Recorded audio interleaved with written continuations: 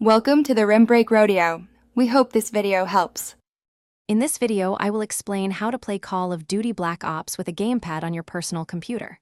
First, connect your chosen controller, like an Xbox or PlayStation gamepad, to your PC.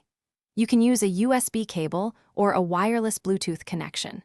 Your computer should automatically detect the device and install any required drivers.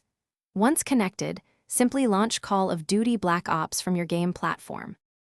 Next, once you are in the game, access the main menu and find the Options or Settings section.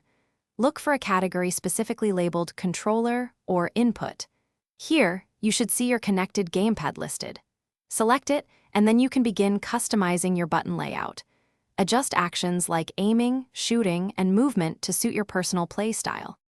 Now, let's fine-tune your experience. Within the controller settings, you can adjust sensitivity for aiming and looking, typically on a scale of 1 to 10.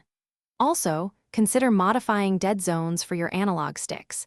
This prevents slight stick drift from registering as input.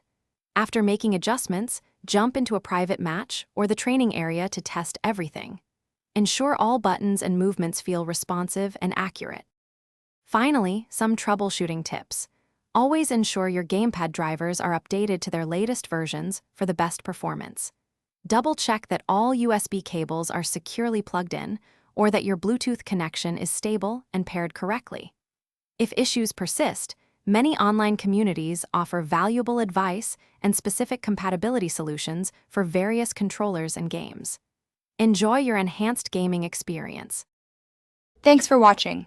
Consider subscribing if we helped you.